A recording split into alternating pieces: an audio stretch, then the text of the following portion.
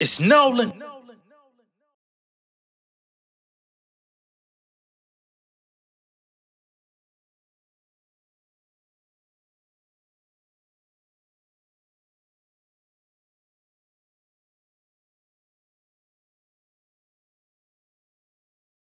Last question. You got bars? Can you freestyle? Hey, who that boy named Nolan? Coming straight up out the swamp, I feel like this New Orleans. About to drop another flavor pack, bitch, I'm a comic. 5'4" with my style enormous, I woke up fresh, my swag is alarming. Hold up, I gotta pace myself, when I rap I race myself. On these tracks I amaze myself, I ain't got enough options. Might just waste myself, and I bet that gon' sell. I'm self-made, well paid. I don't fuck with niggas, need a barricade. Man, fuck you out, need a hearing aid. Got 2 straps, Nike air raids. I'm in my creative player phase. Every setting I'm a 99.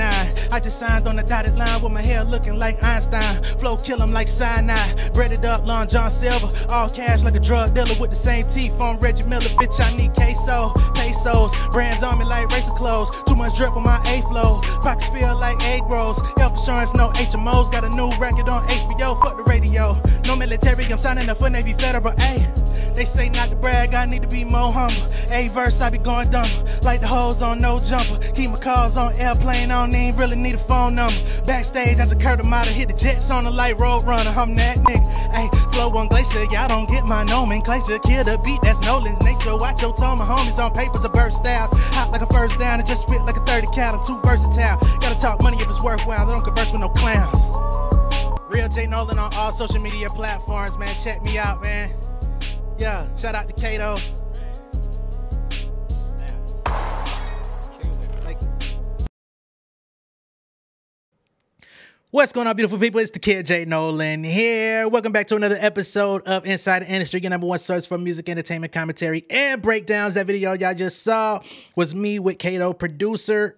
We did that earlier this year. It was a little something, you know, happened to run into him out there at Little 5 Points in Atlanta.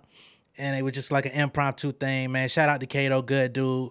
Very dope producer out here from the A. He's produced for goddamn Snoop, Mount Westwood, Jaron Benton, so many others. Too many to name off the top of my head, man. He had that viral song during the pandemic. I'm so pretty and he like that. He had produced that. Super dope producer, very, very enlightened guy. Super educational with the music business as well. So shout out to him. And yeah, so y'all know on the intros of my videos, I always give y'all some music, give y'all something from my music catalog. So I'm gonna start actually playing some of the other things that I've done in terms of like videos and like you know, just things that I've done, so that y'all can see that I'm actually a real artist, not just a commentator on YouTube. Y'all know that, but I just want to show tangible results of that too, not just playing records off my hard drive. You get it? But yeah, we've got a pretty stacked show today. We've got Drake still being salty. God damn, this nigga salty as fuck. Man, it didn't go your way, brother. Honestly, a lot of people would be willing to drop the subject of you and Kendrick Lamar if you would drop the subject and stop acting weird. We'll get back to that shortly.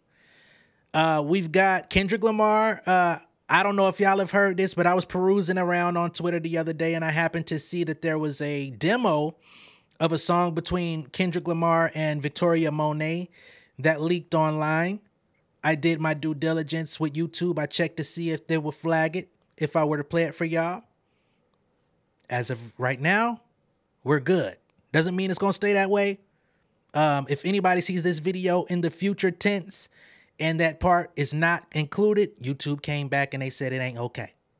But as of today, we're good. So I'm playing that for y'all just so we could, you know what I mean? I like music, man. I like to hear what people be working on.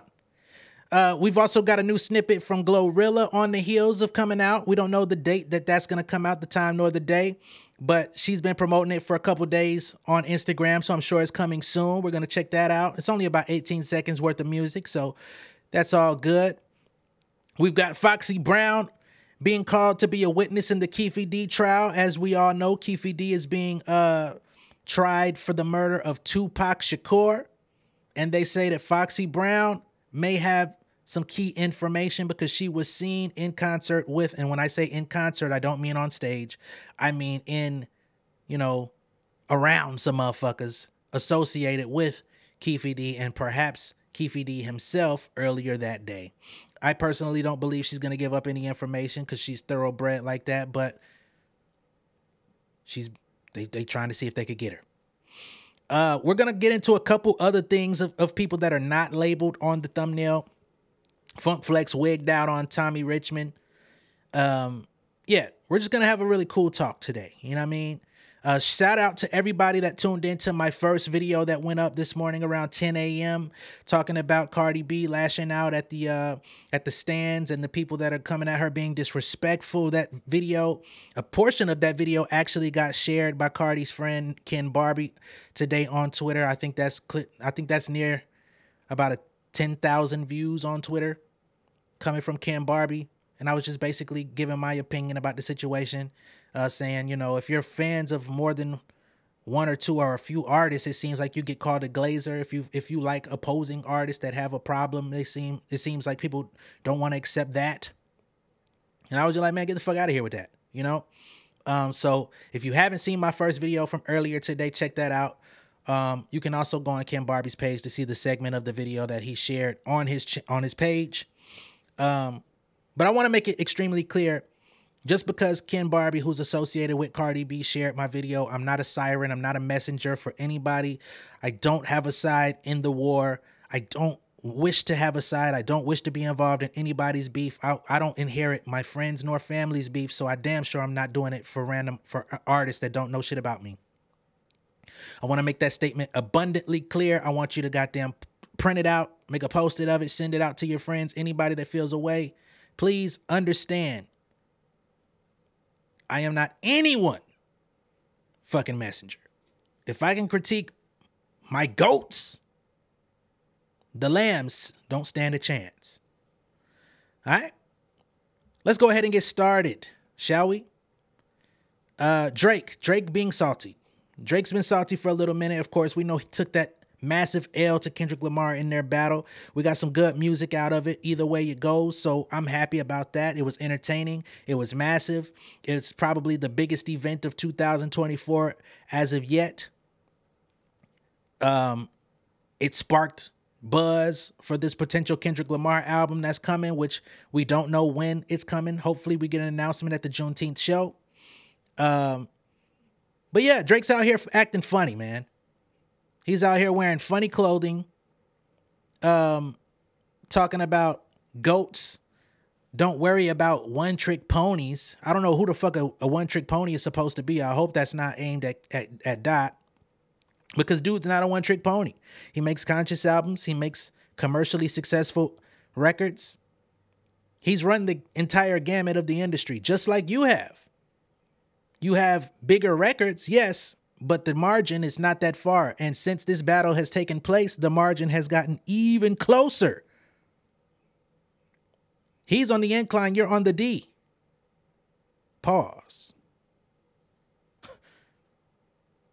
Because we know how you like to use that letter, and that is not, and it's just Big D and this video proof. Fuck out of here, bro. Weird. Not only is he salty in that way, apparently he's decided to start trolling journalist Elliot Wilson.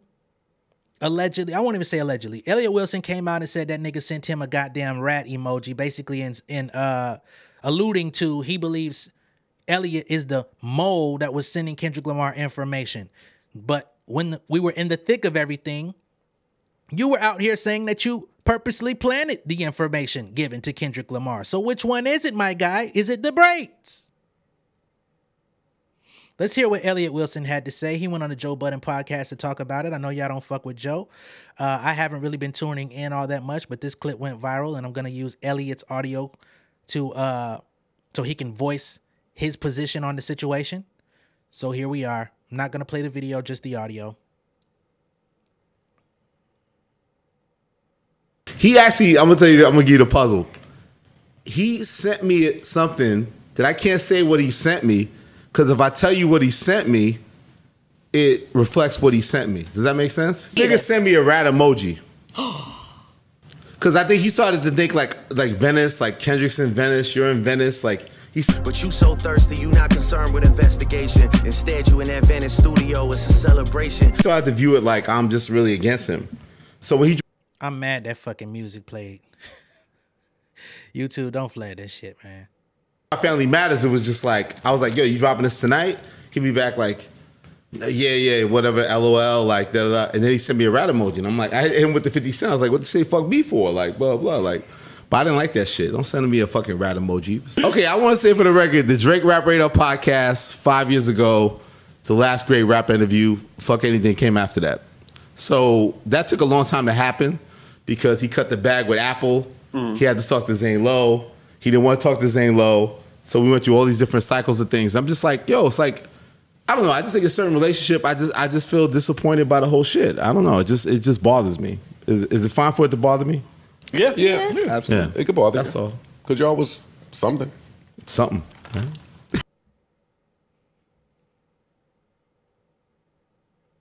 All right. So that's Elliott Wilson. And apparently ever since he's disclosed that Drake sent him that rat emoji via text, there's some OV hoes out there that are now trolling at Elliott Wilson, putting rat emojis on all of his posts on Instagram, sending him rat emojis on Twitter. Somebody even came out and said that Elliott has a show with DJ Head, which they have been working together on some podcast stuff. He says Drake told Elliott Family Matters was dropping that night. Elliott shared that information with DJ Head, and DJ Head informed Kendrick and Twitter. Therefore, Meet the Grams was allowed to happen, on the heels of Family Matters coming out, because they're alleging that Elliott was the one who leaked the information. Elliott calls cap on that. And to be perfectly honest, DJ Academics and Kai Cenat were actually on stream earlier that night.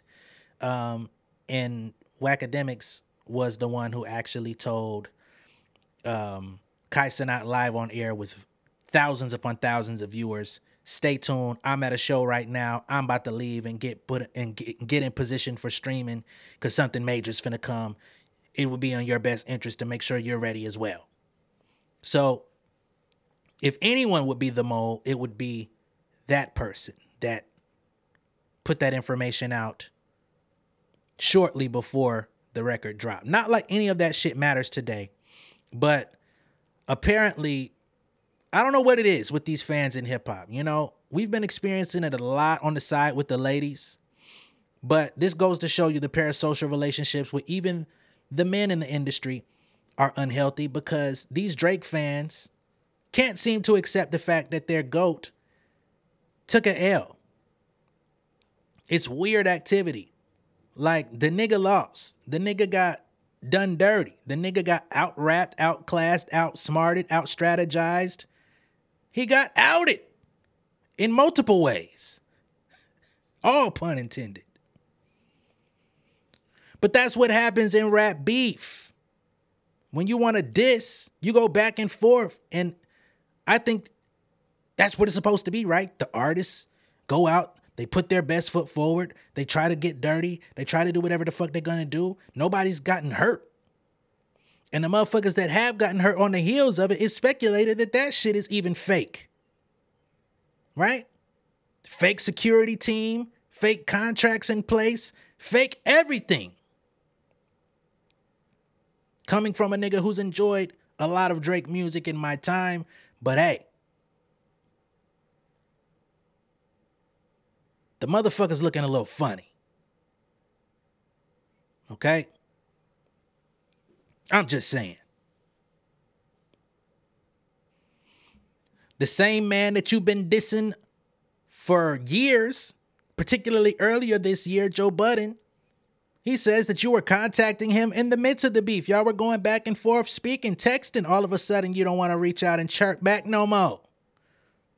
He says he wishes you would just keep the same energy. You were riding high, thinking you were on the trail to victory. Thought you was on a victory lap, but then the victory gap got widened. Now you don't want to talk to nobody no more. Now you want to take the disses off your Instagram. Now you want to talk about niggas being one-trick ponies. Now you want to come out wearing golf gear with some goddamn inflatable pants. Now you want to sit around in your house talking about the only yes man on my team is my Rolex dealer. Bro, you are acting very Caucasian.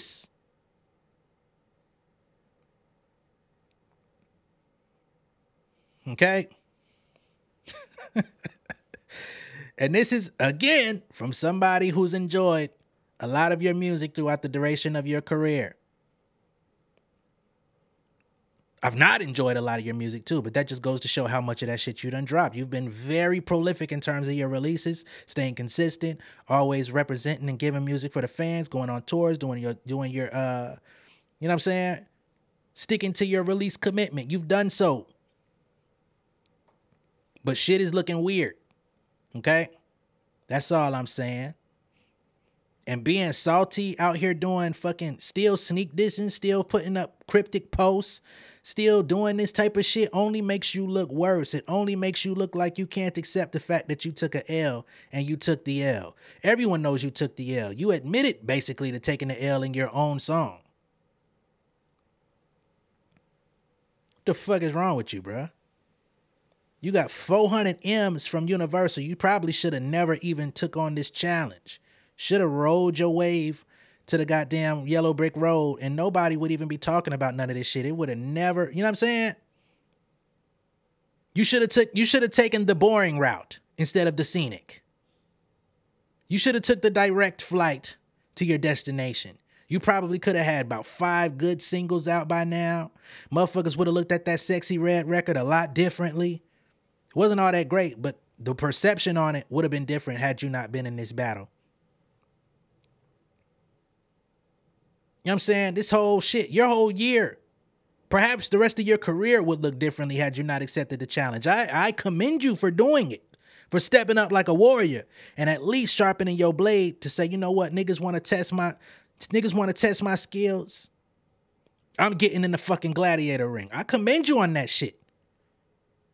And if you were able to take the L and grow from it, become a better artist, become a better, you know what I'm saying? Become a better sportsman, become a better showman, continue to drop dope records, even in the midst of what other niggas is saying about you, you would have been fine.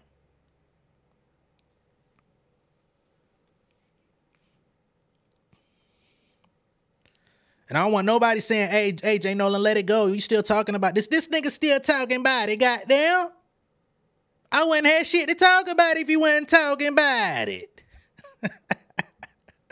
The fuck you want me to do? Anyway, speaking of Young Money and cryptic messaging, looks like Nicki Minaj came out and she says, single, yes. So she put out a cryptic message of her own today, which I wasn't even expecting. That shit went up right before I even came on here to record. Let me go back on her Twitter page to try to get some understanding on what the fuck is going on. Did she put any sort of additional context out about this, or did she just put that out and just leave it to dry? I hope not. Single, or yes, single, she says. No, that's all she put. So people are trying to understand. Are you saying you're single as in you've divorced your husband? Are you on hiatus? Is this a Cardi B situation where you're announcing that you don't fuck with your man online before everybody else can get to know your family? Or are you saying, yes, I'm about to drop a single? Right? I saw some of your fans, they actually are rejoicing at the fact that you could potentially be single. You know what I'm saying? I think that's very interesting. The same guy that they've been trying to defend for so long, they're now like, if you're willing to leave him, we'll accept it. We ain't mad at it. We kind of been waiting on it, but if you stay with him, I guess we'll love him too. Oh my Lord. Hopefully she comes out and adds some sort of, she still hasn't added any additional context, no additional tweets, no nothing since then. Hopefully she does, because what is that about? We're going to keep the show going since there is not anything else to put behind that. We're going to go with, shit, let's play the goddamn Kendrick Lamar shit. How about that? And then we'll come back to Glorilla in a second. Okay? Let's go K-Dot and Victoria Monet.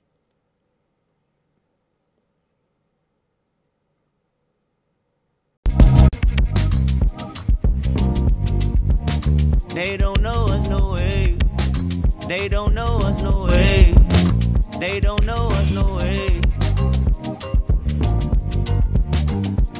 Yeah, yeah.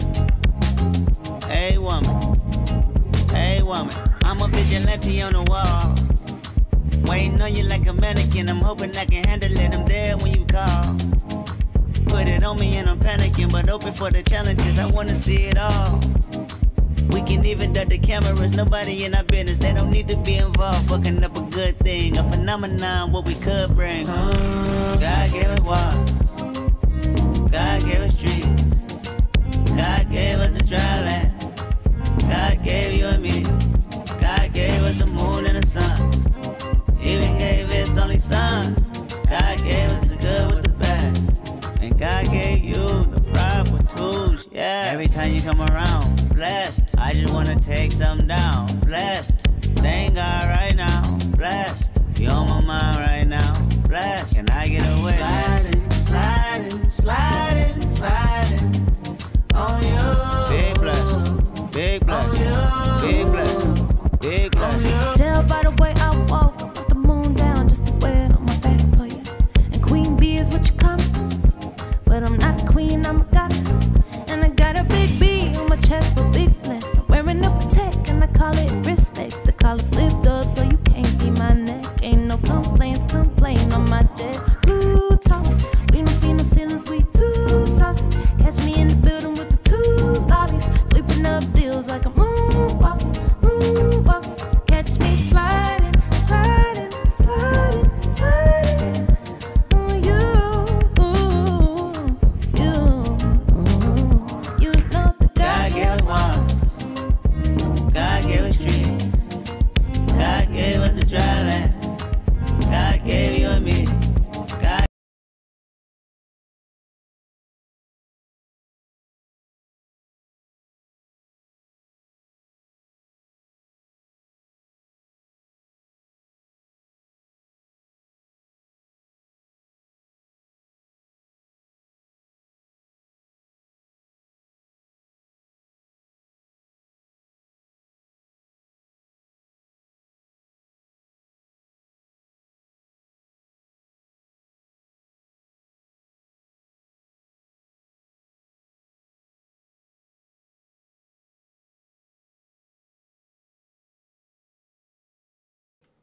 Fuck. Sorry, y'all. So that song there was Kendrick Lamar, Blessed, featuring Victoria Monet, from the era of Mr. Morale and the Big Steppers version 1, which is about 2019. They say this is one of the songs that was made for Kendrick himself before deciding to send to Rihanna since he wasn't going to use it. Now, I personally have not heard a song from Rihanna on that beat or a song called Blessed from Rihanna singing in those melodies. Perhaps I missed it.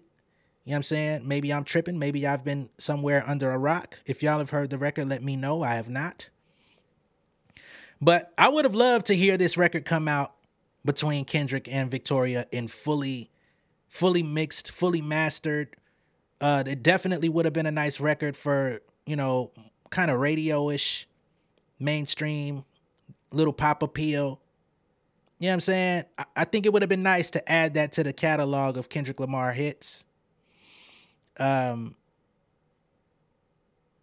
Looking back at the theme of Mr. Morale and the Big Steppers, I don't think it really fits in there.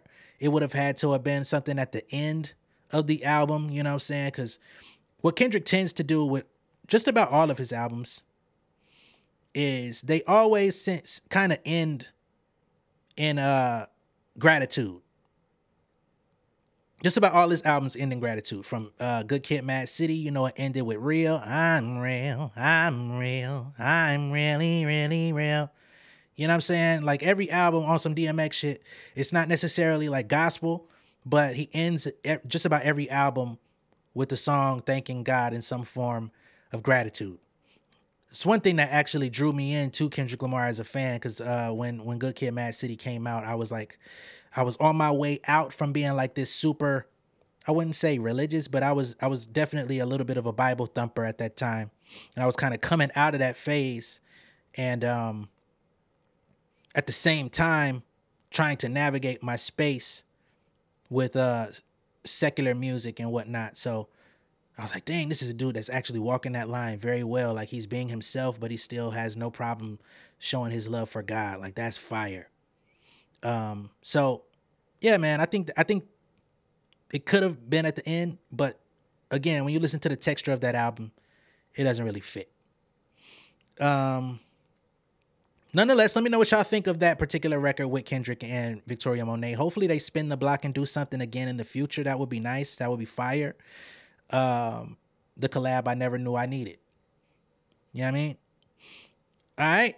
So we're going to keep it music. Let's go into Glorilla and her snippet. She's got a snippet that she's been promoting for the last couple of days. It's, you know, purportedly coming soon. Let's hear what Glow Tom at. I'm feeling good today. Yup. I'm outside with your pay. Got a brown skin nigga with dreads. Okay. And a black ass nigga with white. Let's go. He gon' drop that net. He love the way I sit. Fake nails, bitches pressed. So high, damn the red. I keep this pussy fresh. Jesus shirt on wet. All right, so that's Glow. We don't know the name of that song just yet. That's only 18 seconds of the snippet, but based on that, I think it's interesting. What I see right now from the ladies, if I must admit, and it's only a couple that I'm seeing so far, it seems we about to take a time machine back to about 2005. All right, that's what it sounds like. If you listen to "Wannabe" by Glorilla featuring Meg, the production on that record takes you there. If you listen to "Okay" by JT, I really like that beat. I really like, you know what I'm saying, what she did with that song. Takes you back there. You listen to the beat on this particular snippet, takes you back there. So if I'm to predict anything that's coming in the music game, especially when it comes to the ladies in rap, I think we're about to take a trip down memory lane to the mid 2000s. I'm not necessarily mad at that. I like those triumphant horn beats with the trap drums. How do I feel about the lyrics? I'm not crazy about the lyrics. I'm not crazy about Glorilla as a lyricist, but I also need to hear this song in all of its glory. I need to hear that bitch turned all the way up. I need to hear the entire song. I need to know what the hook sound like. You know what I'm saying? Because 18 seconds ain't a good barometer of what it's going to be. It's only a few songs that you could hear on first listen like that and predict whether or not it's going to be good. I knew for sure that Young Miami song was going to be trash when I heard the snippet on that, but I wasn't wrong. Girl, you ready with no makeup? I'm still angry about that. I'm still angry about that. Got a whole fucking song talking about you pretty with no makeup, and the whole campaign is you with an entire beat face every time. God damn it. Yes, I have not dropped it. Oh, man. Speaking of ladies in rap, Foxy Brown. Let's get to the Foxy Brown thing, man. We're trying to keep this thing going. We don't want no hitches and glitches in this, so we're just gonna keep things rolling. Foxy, where you at? Okay. Foxy Brown is reportedly being quote-unquote wooed by prosecutors to be a witness in the Keefe D murder trial of rap legend Tupac Shakur. Foxy Brown, born Inga DeCarlo Fung Marchand, damn, that's a long name, was in Las Vegas hanging out with Dwayne Keefe D Davis friends on September 7th, 1996, shortly before Tupac was tracked down and shot by a Southside gang, prosecutors said. According to the U.S. Sun, the Clark County District Attorney's Office is building a witness list corroborating their case that Davis was, in fact, in Las Vegas and planned the assassination. Several informants have told prosecutors that Foxy saw Davis and even interacted with him hours before Tupac's shooting. A Metro insider told the outlet there are secret and delicate conversations going on about Foxy being a witness at the trial. She could prove vital in taking the stand for even making a statement about her recollection of being around the men who claimed they were in her company for a short while before they set off to kill Tupac. Tupac fans have been seeking justice for the iconic rapper for almost 3 decades. Finally, in September 2023, a significant development occurred with the arrest of Keefe D. Keefe had been openly claiming responsibility for this for years. Keefe detailed the events of the night Tupac was shot in his memoir, alleging that he passed the gun to his nephew Orlando Baby Lane Anderson, who fired the fatal shot. Keefe claimed that the motive behind the attack stemmed from an offer by rapper Diddy to eliminate Tupac and Suge Knight, because Suge was in the driver's seat at the time. And just to add in a couple of other notes that I've heard, on the night of the attack, Tupac tried to jump in the back seat. I think Daz Dillinger may have said this years ago. Suge Knight grabbed him and used him as a human shield. You sorry motherfucker. And we're getting back to the story. Despite Keefe's repeated confessions on various platforms over the years, it was not until September 30th, 2023 that he was arrested at his home. Subsequently, Keefe's defense shifted, claiming that his previous statements were fabricated for fame and financial gain. So now they're trying to say, I was just playing, baby. I just wanted to get a little notoriety. Come on. Keefe's lawyer maintained that he was not present in Las Vegas during the shooting and counts on former Death Row Records boss Suge Knight as a potential key witness. So they're going to bring Suge to the stand too. Wow. Suge, who's currently incarcerated for a separate crime, is viewed as a crucial witness in the case. While he has stated his unwillingness to testify at the upcoming trial, Suge contradicted Keefe's account by asserting that Orlando was not the gunman. This conflicting narrative has the potential to disrupt the prosecution's case, offering a lifeline for Keefe's defense. I don't see Foxy Brown giving up any substantial information, if any. I don't think she's going to be very key star or anything of the like as a witness in this. I think she's going to keep it very quiet. Foxy Brown comes from a very thorough background. She's had her own run-ins with authorities. She's not with that shit. She's definitely not going to walk around with the snitch bearing on her name. Y'all might as well stop trying to hit her phone, forget her number, because it's not going to happen. Never gonna get it, never gonna get it, never gonna get it, never gonna get it. God damn it. Would I like for somebody to be able to identify somebody who killed Pac as my G? Yes, I am a Pac Avenger. I would love for somebody to go and take the fall, you know what I mean? Keefe, if you did it, shit, boy, lock his ass up. But I don't think you're going to get that information from Foxy Brown. This is the same woman who was lockstep with Biggie, Nas, Corrupt, Jay-Z. She's got too much cultural cachet in the hip-hop world for her to ever take the stand and point somebody out. That's just the honest truth. And hopefully nobody has the gall to try to compare this to Bun B. We're going to keep the show moving. On the heels of the Kendrick Lamar Drake battle, a seemingly unknown artist by the name of Tommy Richmond hit the scene with this song, $1 Million Baby. The song has been going viral. Every time I listen to goddamn Euphoria on Spotify, this song comes on right after. Whomever is behind him, whoever's pushing the marketing on this record, whoever's, you know what I mean, working this shit, they doing a great job. They putting some money behind it. I think they purposely made sure that anytime that song plays, it comes right after.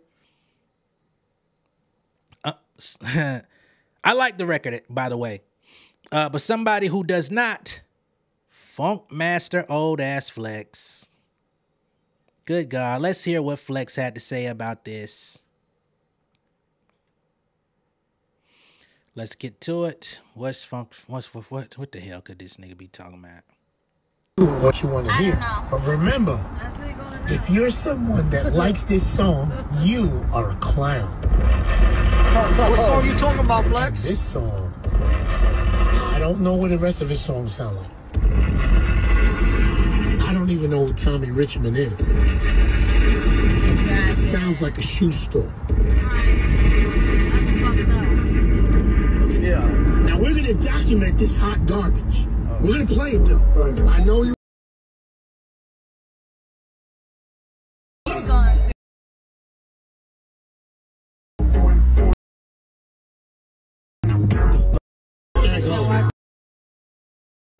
All right, I was trying to get to the rest of that nigga point and skip the music because y'all know how this shit go. But he said, if you like this record, you're a clown. I ain't gonna lie, I wasn't all that keen to it the first time I heard it, especially when I was in my Kendrick Lamar mode. You know nothing about that. And that shit came on. I said, man, what the fuck is this? I don't know that thing.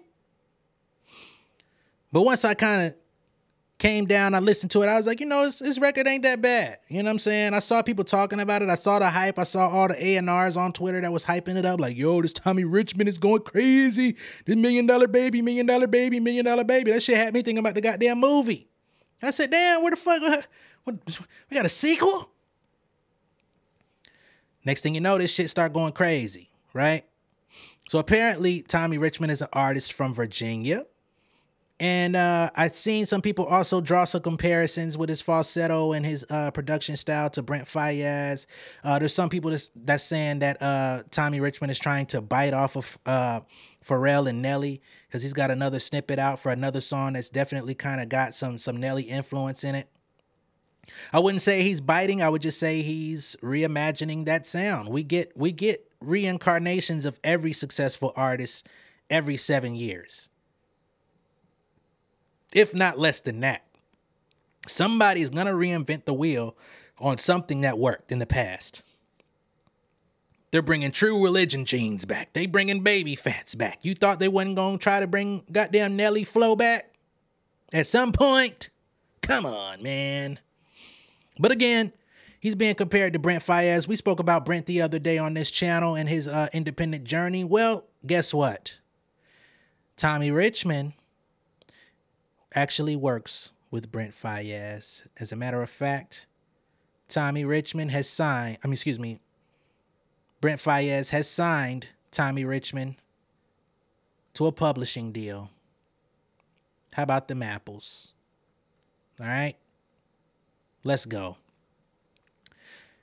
Back in August of 2023, it was announced Post Records enters a joint venture with R&B star Brent Faiyaz to sign Tommy Richmond. I keep saying Tony. It's Tommy. Excuse me. All right. Post Music Group co-CEO Scott Cutler and Josh Abraham and PMG president, and shout out to Ashley Calhoun, announced that Post Records have formed a joint venture with new record label ISO Supremacy. Multi-platinum recording artist and PMG publishing client Brent Faiyaz founded the new label.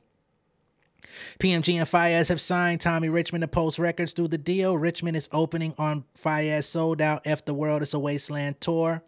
Faiyaz commented, my partnership with Post Music Group since day one has been transformative. In launching my new label ISO Supremacy and partnering with Post Records, we've created this platform to give artists like Tommy Richmond a creative home with the ability to scale global impact and a team that is accessible and keeps creativity at the forefront. We're going to continue to make history.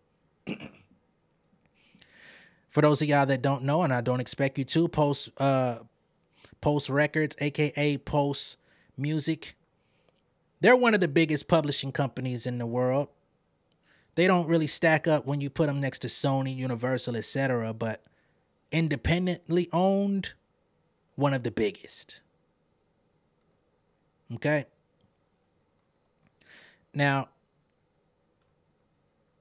this goes in line with what I was talking about with Brent the other day.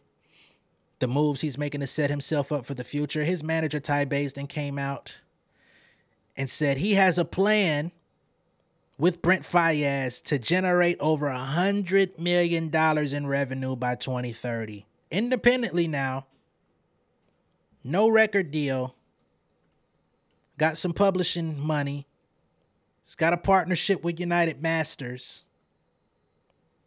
But they trying to rake in over 100 M's in the next 6 years independently.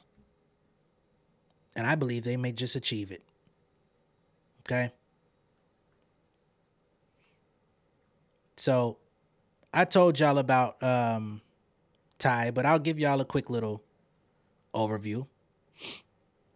He broke into the industry as a manager in 2008. During that time, this is Ty Baisden, Brent's manager.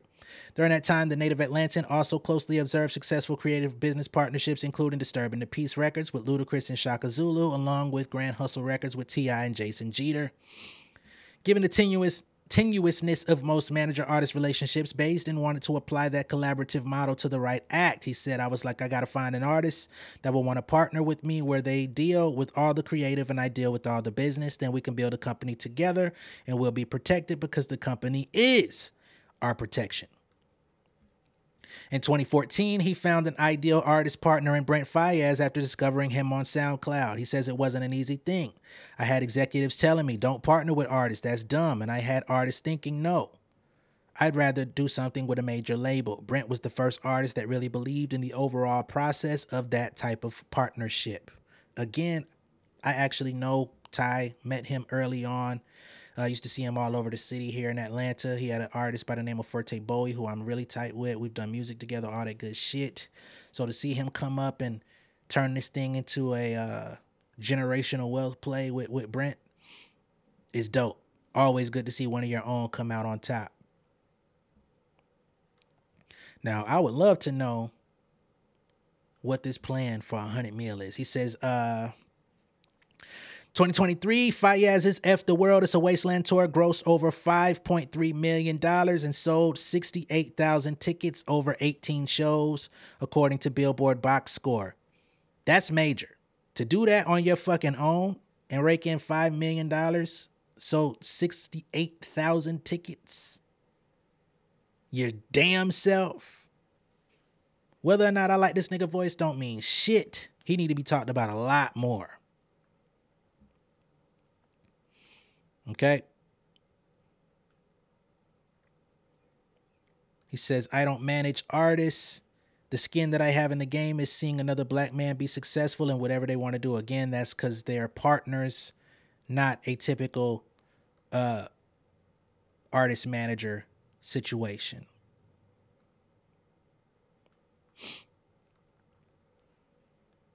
I'm trying to get to this $100 million thing, and then we can kind of keep this thing going. Whoa, hold on. Didn't know this. So in this article, they ask, what additional clients and businesses are under the Culture umbrella? Culture was founded by Ty, but Brent is also a part of that, which is an overall conglomerate over everything that they do. He says, on the producer side, we have Nascent, who's just finishing his project. If y'all ain't never heard of him, super dope producer, and he's out here dropping albums on his own with some of the best independent talent in the game. So he's under the umbrella. You've got Jordan Ware and D-Pat, who have both worked with Brent. They're also under the umbrella. They say we have a partnership with $1 Million Worth of Game to help former rapper co-host Gilly the Kid build out a music division. So there's going to be $1 Million Worth of Game label in the future that they're going to help. They say we're doing their artist New York, LA's first rollout with Troy Carter's Venice Music. So Gilly's daughter, they got her under the fold. And I see people that are actually fucking with her music. So shout out to her. Your dad has clown tendencies, but shout out to that. They say we also collaborate with Emotional Oranges on distribution and creative direction when needed. Wow, didn't know that. Emotional Oranges, if you've paid enough attention to the Rory and Maul podcast or even seen them in passing, Rory has worked with very closely with Emotional Oranges. Then in the same kind of partnership I have with Brent, there's Canadian female artist Callie Sway, who writes and produces funk and R&B. Lastly, we're helping actor Malcolm Mays from Stars Raising Kanan launch his music career to diversify his business. Ain't Malcolm Mays Lulu? What the fuck? As a matter of fact, it is. He was just escorted from the Power Ghost premiere the other day. Interesting that y'all are advising him on how to get his music out there. Seems like that might have been a ploy. Let's look further into that, shall we? We've got All Hip Hop here. Says the truth about actor Malcolm Mays' police run-in during 50 Cent's Power premiere. Malcolm Mays got a raw deal from the gossip sites that say he was booted from the Power premiere event last night. We have the real deal for you here. Something went awry at the premiere at the 10th season of Power's series, whatever. Before the after party started, Malcolm Mays had to be escorted by the police, so the internet says his image and likeness were plastered all over gossip sites and social media platforms. However, This is what they said happened. They say he was in the comfort of the Hammerstein Ballroom in New York City celebrating the 10th year of the beginning of Power. In fact, he was sitting in the same row as Chuck from allhiphop.com and famed director Bobby Yan. This person says, I talked to them and they saw him right there. His name was on the chair, just like how 50 Cent had his name in his chair. Furthermore, they say for some reason or another, he left the venue out front. When he attempted to go back inside, the New York City Police Department stopped him from re-entering the ballroom. All right. They say, first of all, we all know the New York City Police Department is known for operations that can skew on the violent side. With all the drama around police brutality, they have been a little more accommodating, but their energy is the same. He says, I don't know who didn't give them a list of all the celebrities in the building, but they should have had that. There's no reason why Malcolm should not have been allowed to re-enter the venue, considering he's a major star in the franchise. Now, okay, can we get to the bottom of this shit, man? I don't give a fuck about all your opinion. Cool. Let me skim through this shit. So basically, in so many words, they're just explaining that he wasn't escorted out. He stepped out for unknown reasons. And when he tried to re-enter the building, the police said, no. And that's where the altercation happened that we all saw on social media, which is understandably why he was worked up. Right? So he wasn't brought out. He tried to re-enter the place. They didn't recognize him, I guess, and said, fuck out of here. Which made him turn up a bit. Okay? So there's that. Getting back to Ty, he says we have a 10-year plan outlining that our parent company, Culture Holdings, will be generating $100 million in revenue by 2030. That's the goal over the next 3 years. We're launching our full-fledged media department, including TV, film, podcasting, and digital content. The sports division is developing, and we're continuing our real estate operation. We're basically building a community and pipeline for disruptors who can either stay within our ecosystem or build their own businesses. This sounds a lot like a Rock Nation type of venture, but coming from an independent artist and his business partner, that's fucking major. Shit, I might need to reopen that line of communication with Ty. What the fuck, man? Tat, what the fuck, man? But that's what we got there, okay? Don't want to hold y'all day up too much. Just want to talk to y'all about some of the pertinent things that is going on in the game. Let me see if I've got anything else that needs to be addressed before I go, because I always end up missing something before I fucking go. You know what I mean? Travis Scott. We'll get into Travi and then we're going to go. All right? Travis Scott is facing a sample lawsuit. Okay? Let's get to it. Travis Scott is asking a federal judge to end a lawsuit accusing him of using unlicensed samples on songs from Utopia and Astroworld, arguing that nobody can claim a copyright on the words, all right. Okay? So this is where the copyright infringement is being alleged, from him saying, all right. This is where shit gets a little tricky. The case was filed in February by Dion Norman and Derek Ordone, who claim that Scott and Sony Music illegally borrowed a portion of their song Bitches Reply, an often sampled 1992 track that's been previously used by Lil Wayne, Cardi B, Kid Cudi, and others. But in a motion to dismiss the case filed Monday, lawyers for Scott and Sony argue that the allegations were centered on the untenable claim to ownership over basic words, such as all right, that everyone should be free to use. The only alleged copyright infringement here is the alleged copying of the word all right, the star's attorney's rights. But the single word all right and the short phrase all right lack even the minimal creativity required for copyright protection, both because these lyrics are too short and because they are commonplace or stock expressions.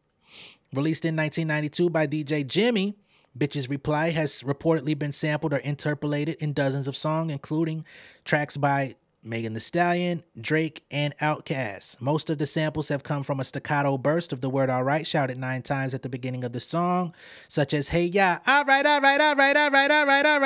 ladies. Niggas had to pay up for that.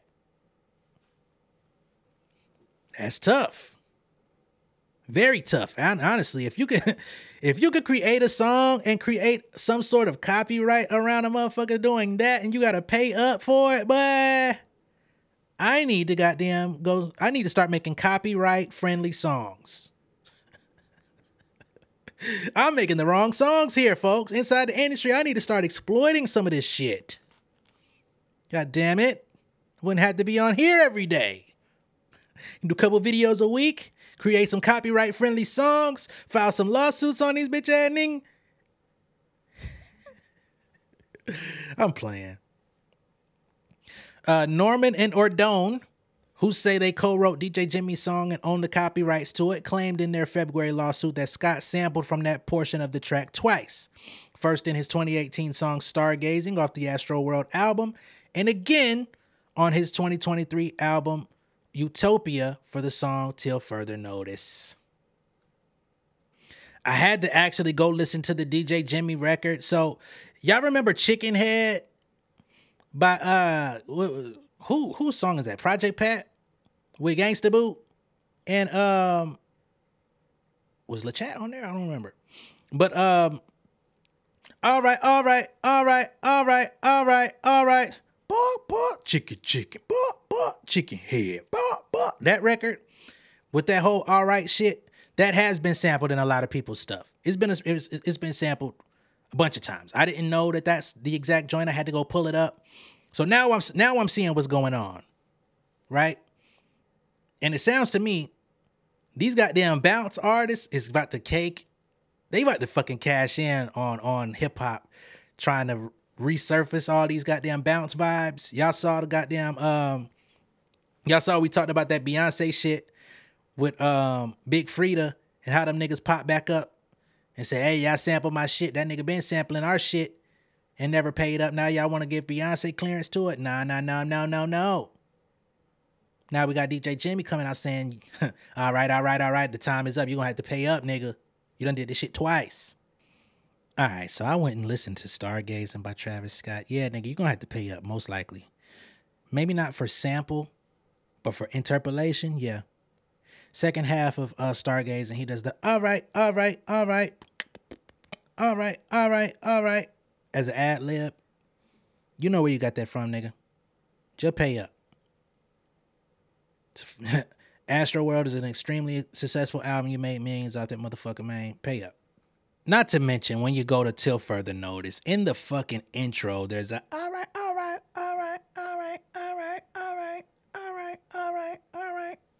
I don't know if that's a direct sample or if it's you saying it yourself on the mic and then you pitched it up, you know what I'm saying, or whatever the case may be. But the thing about the copyright is, no, they don't own the word all right. They don't own the sequence all right in that fashion.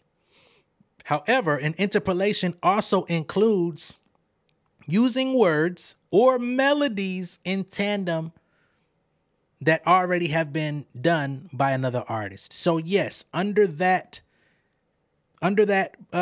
clause or whatever the fuck you want to say, under that tandem or whatever the fuck, yes. All right. That goes back to DJ Jimmy, bitches, aka Reply. You know that because you're from Houston. You know where you got the shit from. Be sure to like and share the video. You know where you got the shit from. You wouldn't be saying it if they hadn't already said it. You know what I'm saying? I was waiting. I don't really listen to a lot of Travis Scott music, but I do definitely remember the Stargazing record. But I didn't remember those ad libs. But like, come on, nigga. I know you want to protect yourself. You think you want to make this grandstanding of a fight. You're going to lose. You're going to lose. Okay? I'll continue though. They say copyright law only protects original works, and that typically doesn't include short phrases that are widely used. In Monday's response filing, Scott's lawyers say that a repetition of a common word like all right in song lyrics was exactly that. Too trite and clenched to meet copyright law's basic requirements, but you stole their melody, you stole the rhythm, you stole the entire piece. And I won't even say stole, because I don't think you stole it. You used it. You were inspired. You knew exactly where you got that shit from. Nobody was doing the all right, all right, all right, all right, all right. That wasn't happening until DJ Jami. It's been used throughout hip-hop numerous times. Come on, bro. This is why certain people don't fuck with you. You be jacking people's stuff, jacking niggas' ideas, and then be acting like you blind. I don't mean to go at this nigga head or nothing, but come on, dog.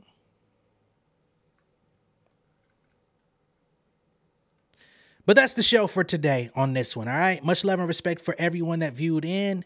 I greatly appreciate y'all.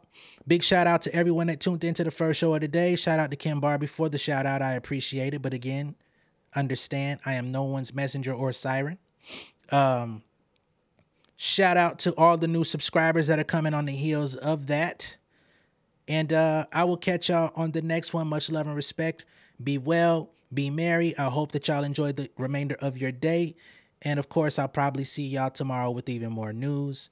Y'all stay tuned. Stay locked in. Don't go too far. Make sure you subscribe, become an insider if you're not already.